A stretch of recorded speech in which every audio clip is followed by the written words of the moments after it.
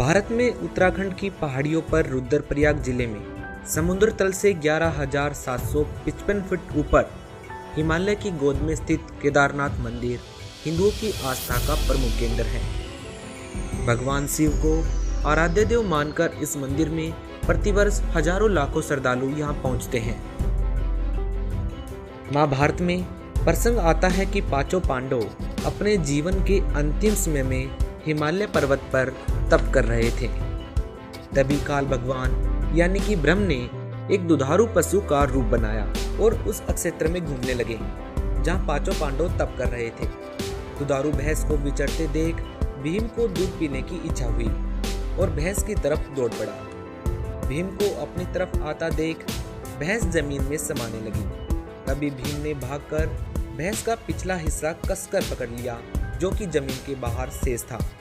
जैसे ही जो भाग भीम ने पकड़ा वो पत्थर का हो गया और बाहर ही रह गया, जिसे आज केदारनाथ धाम से जाना जाता है। उस भैंस अथवा पशु का जो सिर वाला भाग था वो नेपाल में निकला, जिसे आज पशुपतिनाथ से जाना जाता है। लेकिन विचारणीय विषय ये है दोस्तों कि क्या इन स्थानों की पूजा करना सही है? क्या इन स्थानों पर जाने से मोक्ष मिल जाएगा? इन सवालों के जवाब जानने के लिए आप गीता जी को पढ़ेंगे और निष्कर्ष निकालेंगे कि केदारनाथ यात्रा करना भक्ति मार्ग और मोक्ष प्राप्ति में सहायक है या नहीं। श्रीमद् भगवद गीता अध्याय नंबर 7 का हम श्लोक नंबर 14 पढ़ा है। क्योंकि यह अलौकिक अर्थात ये अद्भुत त्रिगुण में मेरी माया ब्रह्मा विष्णु महेश के द्वारा फैलाया हुआ जाल बड़ा खतरनाक है, दुस्तर है। जो पुरुष मुझको यानी ब्रह्म की साधना करते ये इनसे ऊपर उठ जाते हैं, तर जाते हैं। 15वें श्लोक में कहा कि माया के द्वारा जिनका ज्ञान हरा जा चुका है।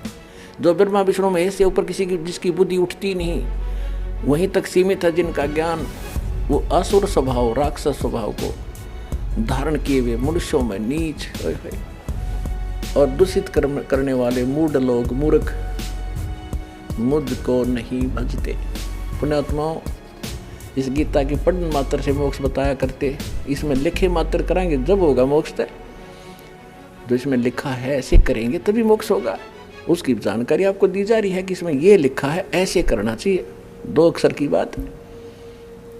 गीता जी के अध्याय नंबर 3 में स्पष्ट लिखा है कि मनमाना आचरण करने से आपको मोक्ष की प्राप्ति नहीं हो सकती।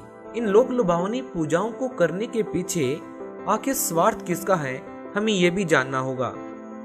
क्योंकि हमारे जो पंडित हैं, हमारे जो ब्राह्मण हैं, जिन्होंने हमें इन पूजाओं को करने के लिए प्रेरित किया, जिन्होंने इन साधनाओं को करने का हमें लाभ बताया, हम उनसे सवाल कर सकते हैं कि हमारे सद्ग्रंथ यदि इन पूजाओं को करने के लिए मना करते हैं तो आप लोगों ने इन पूजाओं को करने के लिए हमें क्यों कहा। तो आज ये स्पष्ट हो गया कि हमारे जो सद्ग्रंथ हैं वो किसी भी तीर्थ स्थान पर जाने के लिए, किसी भी प्रकार का व्रत करने के लिए या श्राद्ध निकालने के लिए बिल्कुल मना करते हैं। आप ये भी जानते हैं कि केदारनाथ यात्रा के दौरान लाखों लोगों की जान चली गई। यदि ये साधना शास्त्र के अनुसार होती तो उन श्रद्धालुओं को भगवान मृत्यु उपरांत भी अवश्य लाभ देते।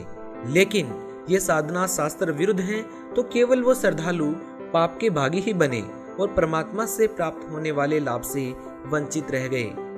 दोस्तों, कहा जाता है कि 400 साल तक ये मंदिर बर्फ में दफन रहा और समय के बवंडर में कहीं खो गया। उसके बाद मान्यता ये हुई कि 508 ईस्वी में जन्मे शंकराचार्य ने इस मंदिर का निर्माण करवाया, जिन्होंने इसी मंदिर के पीछे समाधि ले ली। लगभग 10वीं सदी को मालवा के राजा भोज ने इसका पुनर्निर्माण करवाया था। दोस्तों, इस मंदिर के कपाट सर्दियों में बंद कर दिए जाते हैं। तो क्या यहाँ ये कहना उचित होगा कि लगभग 3-4 महीने भगवान के दरवाजे भक्तों के लिए बंद हो जाते हैं? शायद ऐसा कहने भर से लोगों की आस्थाओं को ठेस पहुंचना लाजमी है, लेकिन क्या सच से मुंह फेरना और अज्ञानता में जीना आत्मा को ठेस पहुंचने से कहीं ज्यादा पीड़ादायक है?